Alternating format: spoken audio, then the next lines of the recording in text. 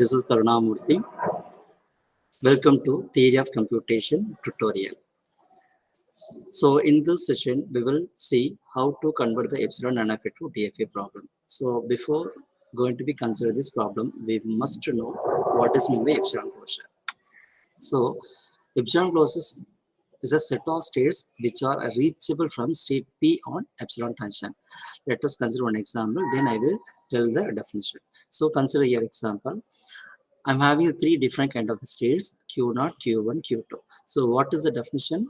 The epsilon closure P is a set of states. Here you just consider Q0 is my state, Q1 is my state, Q2 is my state. So this is considered as a set of states.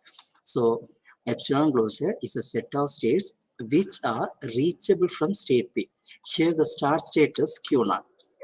From this Q0, the epsilon should be takes place. From Q0 to Q2, transition takes place. From Q1 to Q2, epsilon will be takes place. So that is called reachable from state P on epsilon transition, which means that the self state is also included in our epsilon closure, plus where that particular epsilon reach the states, that must you have to mention. So why we are give so much stress on this epsilon closure? Before, if we are not know about the epsilon closure, we may not able to solve the problem of epsilon NFA to DFA. So why? Because this is the first step to solve our problem. So just consider the example. This is my epsilon NFA diagram. So before that, the epsilon should be takes place only for NFA, not for DFA. So now I want to consider the epsilon closure of each and every state. So before that, see what is epsilon closure? We must say about the self state, where which state you are going to be considered to calculate the epsilon closure. You have to mention that particular state, that is called self state. Now I want to consider epsilon closure of Q0. So self state is Q0, that we want to mention over here. Then from Q0, epsilon will takes place, it reaches Q1. So that's why I put it as a Q1 here. Then from Q1, it takes epsilon also. So you have to mention Q2 state also. So the epsilon closure of Q0, you have to mention the set of states, that is what Q0, Q1, Q2. And again, want to find out the epsilon closure of Q1. From Q1, you have to mention the self state, that is Q1. From Q1, either epsilon transition takes place or not, you have to consider. So here the epsilon will takes place where it reaches Q2. That's why I put it as a Q2 here. Then finally, epsilon closure of Q2. So from Q2, the epsilon does not takes place, that is does not reach for any state. So you have to mention only for the self state, that is Q2. So I hope everyone understand what is meant by epsilon closure. Now we will see conversion of epsilon NFA to DFA. So this is the methods to follow converting the epsilon NFA to DFA. The first step, you have to consider the mission. This and all we already seen in previous lecture video. So this is formal definition of NFA as well as DFA. So you just consider the set of states, alphabets, transition, start state, set of final states, or epsilon NFA. We have to convert this NFA with epsilon to equivalent DFA denoted by M0, Q0, alphabet, transition 0, Q0, F0. So I just going to be convert this epsilon NFA to my DFA. That's why I mentioned here once again the formal definition. So then after time, epsilon closure of Q0, this is equal to, this is the states. I just mentioned P1, P2, P3 up to Pn. According to your problem, you can mention the states over here. So in previous case, we mentioned Q1, Q2, Q3 and all, right? So that kind of states we want to mention over here. Then we want to consider that is as a new state of my DFA. So that's why I mentioned over here the P1, P2, P3 up to Pn becomes a start state of DFA. So I want to convert to DFA. So that's why I put it as a new state for this one. Okay. Now the P1, P2, P3 up to Pn, this must be belong to Q0. That is a DFA definition. Okay. So this is the first step. So it's nothing but first of all, we want to obtain the value of epsilon closure. Okay, so that particular epsilon closure of start state as a become as a new start state of your DFA. Let me see some example better you people are can easily understand. So this is my first step. The second step, we will obtain the transition on P1, P2, P3 up to Pn for each input. In case in your epsilon and fa, you people are having some input like A, B, C, like that. That particular input want to make process in my new state of my DFA, right? So that's why I just put over here a transition of P1, P2, P3 up to Pn. In that new state, I just going to be passing the input symbol of A. So simply you can apply union concept over here, right? So not only for A, according to your problem, which are all the inputs takes place, that particular input want to make process of your DFA. Next, step 3, the states obtained P1, P2 up to Pn belongs to Q naught, right? So this is under your new, this is under the states of your conversion of your DFA. So the states contain the final state in the final state of DFA.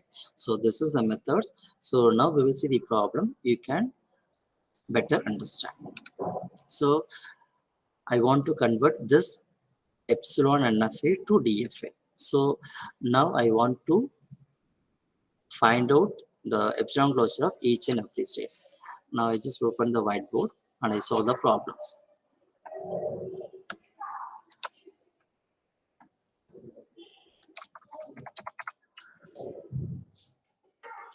So see, this is my problem. Now what I want to do, I want to find out epsilon closure of each and every state. Now I solve the problem.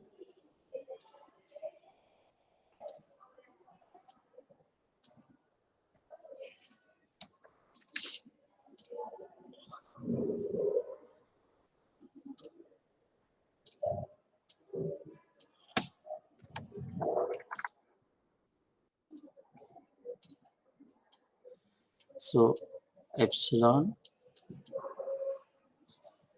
closure of Q naught. So already I told you, if you are going to be calculate the epsilon closure of the Q naught, you must mention the self state. So here the state is Q naught. So first of all, you have to mention Q naught. Then you have to check whether what are the reachable states to read the input symbol epsilon. So here Q naught to Q1. So I just mentioned Q1, right? From Q1 to Q2, epsilon will be read. So I mentioned Q2. So this is my first step. So now you have to consider this is the start state of your DFA. I just make a label of capital A, right? Then now I want to consider epsilon closure of Q1. So what is epsilon closure of Q1?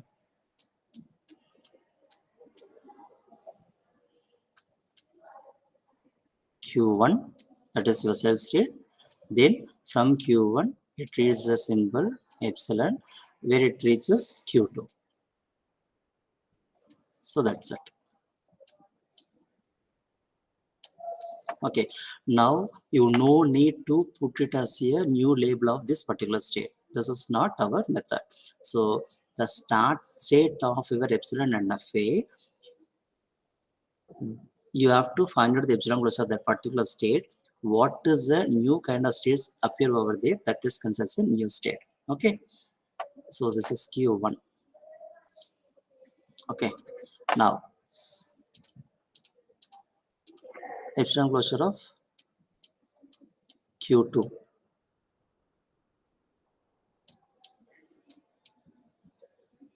So first thing, I want to mention the self state. Okay, so self state is Q2. Now see whether the epsilon will read from Q2. There is no epsilon symbol read from Q2, so you have to stop over there. Okay, so this is the first step. Now what is the new state of DFA? That is your capital A.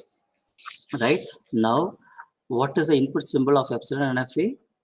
Your alphabet is small a, small b. Okay, now this particular input want to make process into my DFA, right? So how we can able to write in the sense delta dash, that is transition dash of capital A comma small a. This capital A is nothing but your new state of, that is start state of DFA. The capital is nothing but Q0, Q1, Q2. Okay, so this is equal of epsilon closure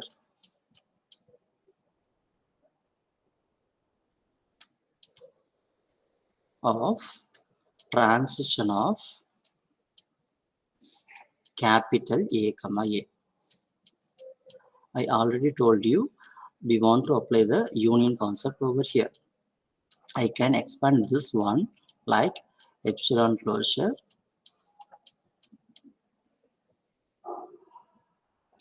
of transition of, what is the capital A? Q0, Q1, Q2. So this is my capital A, right? So just mention Q0,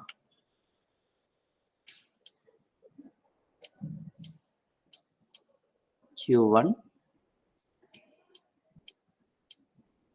Q2,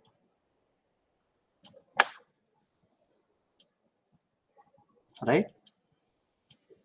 Now you can expand this also. How I can able to expand? Like epsilon closure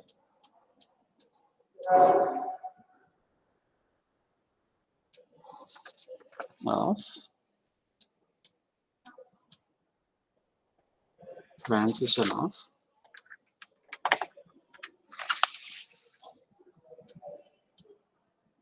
Q0 comma A union transition of Q1 comma A union transition of Q2 comma A. Now consider your transition diagram, that is epsilon of a transition diagram. From Q0 state, either input symbol A read no, so you just put it as null. So epsilon closure of, so transition of Q0 comma A is just considered in your epsilon alpha diagram. From Q0, I can't read the input symbol A. So if it is not read the input symbol A, you can put null, right? Union transition of Q1 comma A. You just consider the state of Q1.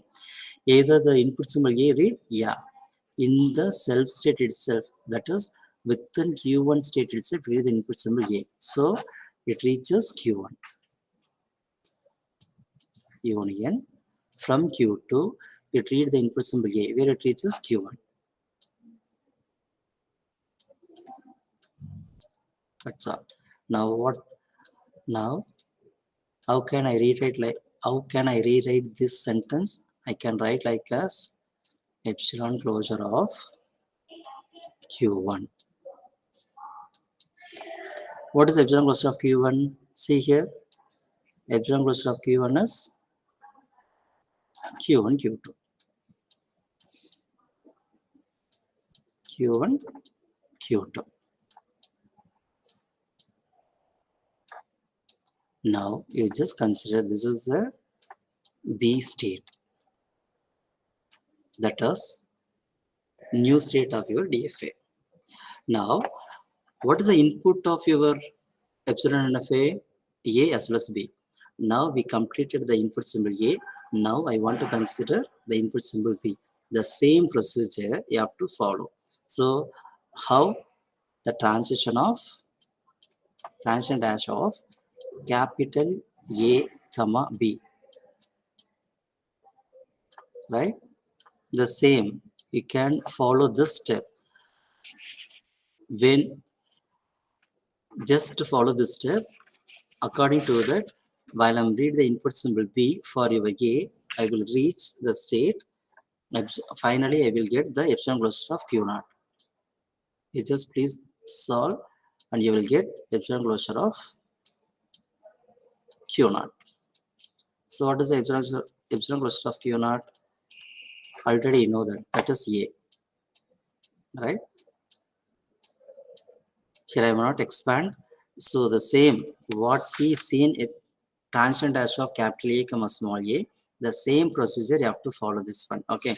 So while I read the input symbol B of my new state of DFA A, I will get the same state. So similar, you can calculate transition dash of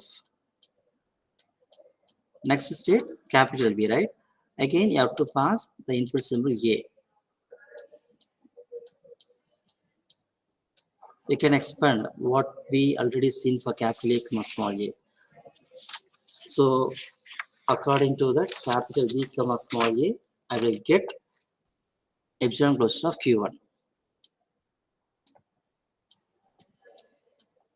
Epsilon closure of Q1.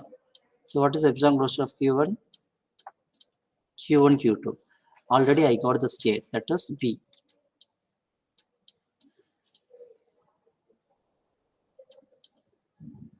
Right? So similar, I didn't get any kind of new state, right? So until you have to make process. So next one, transition dash of capital B comma small b. You will get epsilon closure of Q naught. So until now, I didn't get any kind of new state. So epsilon closure of Q naught is nothing but your capital A. Okay. So that's all. So I didn't get any kind of new state after B. So you have to stop over here. Right. Now I want to make transition diagram of my DFA. Now listen, I just cut this one.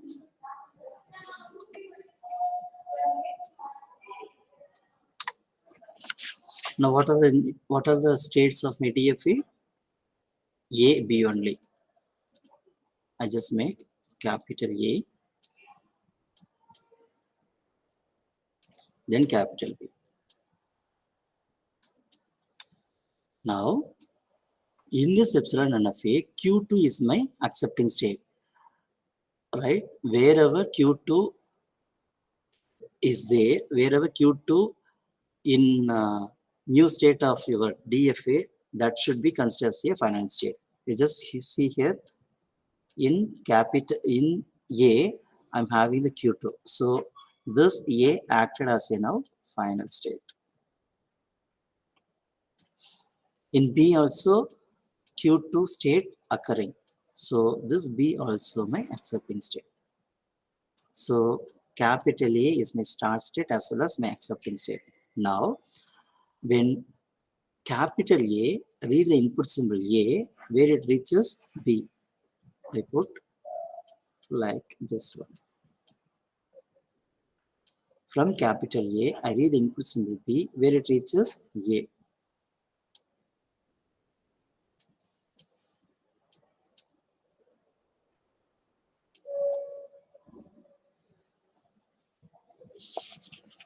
Then capital B, read the input symbol A, it reaches A. From capital V, it reads the input symbol P, it reaches B. I'm sorry, here not A, this is B.